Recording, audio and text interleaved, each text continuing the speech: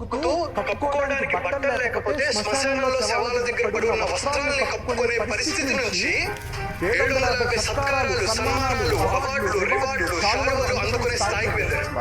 తన పాపకి పాల్గొనడానికి ఓపిక లేక, ఒంట్లో శక్తి లేక, తినడానికి తిండి లేక శ్మశానంలో పెట్టిన పిండితో రొట్టెలు వేసుకొని కాలుతున్న చితి మంట పైన ఆ రొట్టెని కాల్చి తన కడుపు నింపుకొని ఆకలి తీర్చుకొని శక్తి పుంజుకొని వాళ్ళ పాపకి పాలించే దుస్థితి నుంచి 2000 మందిని హక్కును చేర్చుకొని వాళ్ళకి తిండి పెట్టి చదివించి ఇంజనీర్లుగా, చార్టెడ్ అకౌంటెంట్లుగా, లాయర్లుగా, డాక్టర్లుగా తీర్చి వాళ్ళకి పెళ్లి చేసి ఒక ఉన్నత స్థాయికి తీసుకెళ్లిన మహా మహిళ, గొప్ప తల్లి, మదర్ ఆఫ్ ఆర్ఫన్స్ సింధూతాయ్ సప్కాల్ గారి గురించి మనం మాట్లాడుకోబోతున్నాం.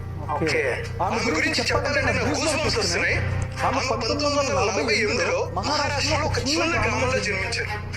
4వ తరగతి చదువుతున్నప్పుడు, అంటే 10 ఏళ్ళు తనకున్నప్పుడు 30 ఏళ్ల వ్యక్తితో తనకి పెళ్లి చేశారు.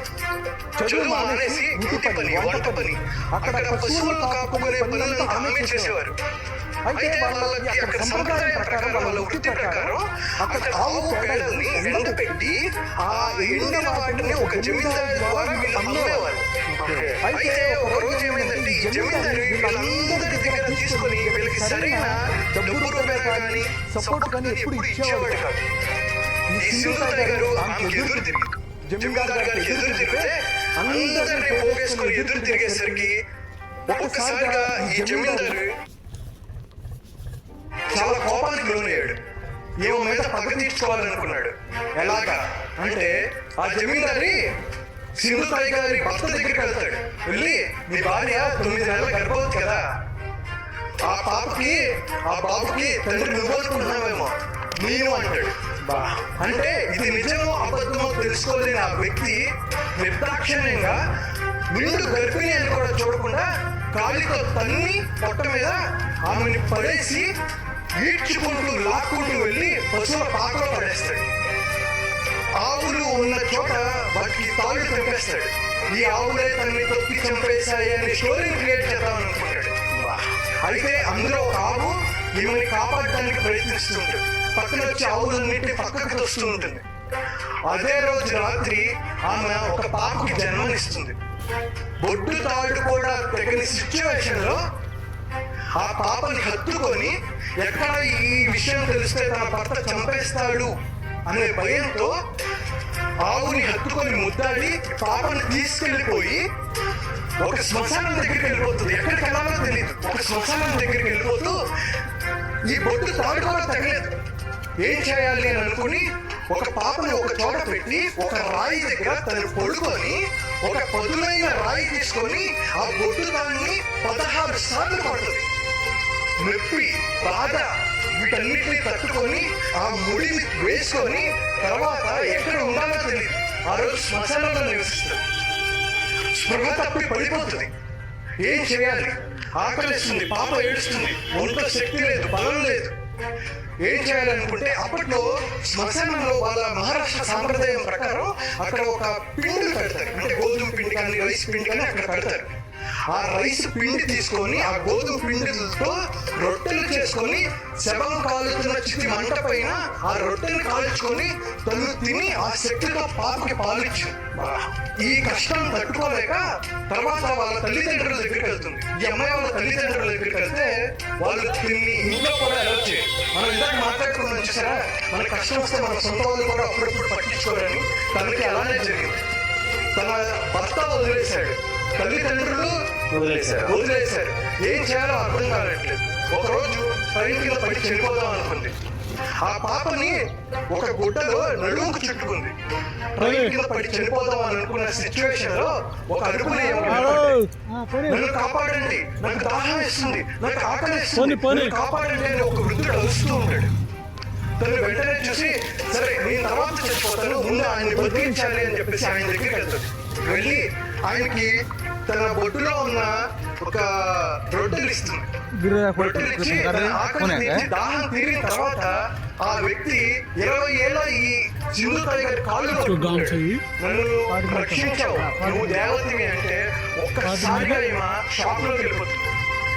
ఆ రోజు డిసైడ్ అవుతుంది, నేను పుట్టింది చావడం కోసం కాదు, నేను పుట్టింది 10 మందిని బతికించడం కోసం అని.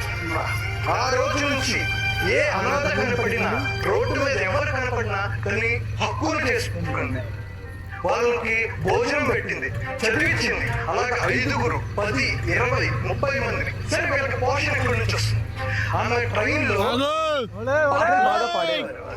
పాటలు పాడుతూ కొంగు చాపి, నేను చాలా మంది పిల్లల్ని పెంచుతున్నాను, మీరు ఇచ్చే డబ్బులు వాళ్ళ ఉపయోగపడతాయి, వాళ్ళ జీవితంలో ఉన్నత స్థాయికి తీసుకెళ్తాయని చెప్పి అలా పాటలు పాడుతూ భిక్షాటన చేసే వ్యక్తి. తర్వాత 30 మంది ఉన్న తర్వాత తన సొంత పాప తన దగ్గర ఉంటే మిగతా వాళ్ళని సమానంగా చూడలేననే బాధతో సొంత పాపని పూణేలో ఉన్న ఒక అనాథ శరణాలయానికి ఇచ్చి, మీరు దీన్ని చూసుకోండి, నేను మిగతా వాళ్ళని చూసుకుంటానన్నాడు. ఉంటే 30, 50, 100 ఇలా భిక్షాటన చేస్తూ వీళ్ళందరినీ పోషించి వాళ్ళకి చదువులు చెప్పడం మొదలుపెట్టింది. అది కొన్ని ఏళ్ల తర్వాత కొంతమంది గుర్తించారు. ఏమిటి? అవార్డులు, రివార్డులు ఇవ్వడం మొదలు పెట్టారు. ఆ డబ్బులు కూడా వీళ్ళ చదువు కోసం అంకితం చేశారు. చేస్తూ అంచెలంచెలుగా వెతుకుతూ ఇప్పటి వరకు 2000 మంది అనాథ పిల్లల్ని చదివించి లాయర్ని, డాక్టర్ని, ఇంజనీర్లుగా, చార్టెడ్ అకౌంట్లుగా మార్చి వాళ్ళకి పెళ్లిళ్ళు చేసి, ఆమె అంటారు నాకు ఎంతో మంది కోడళ్ళు ఉన్నారు, నాకు ఎంతో మంది అల్లుళ్ళు ఉన్నారు, మనవాళ్ళు ఉన్నారు అని చెప్పి పొంగిపోతారు. అలాగా ఉన్నత స్థాయికి వెళ్ళిన తర్వాత ఒకరోజు ఒక సంఘటన జరుగుతుంది. ఒక 80 ఏళ్ల వృద్ధుడు ఆమె దగ్గరికి వస్తాడు.